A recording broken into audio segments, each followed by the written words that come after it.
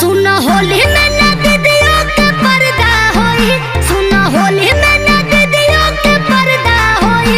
ससुरारी में आवो ए जीजा गर्दा होई, ससुरारी में आवो ए जीजा गर्दा होई।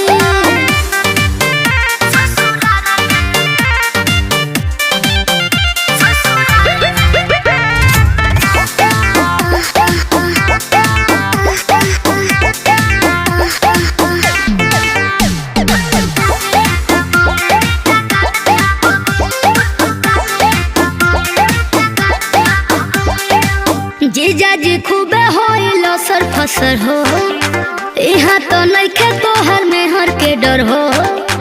अरे जीजा जी बड़ा मजा है। 10 साल ऐसा हवे ना ताकि यही जो न पता चली।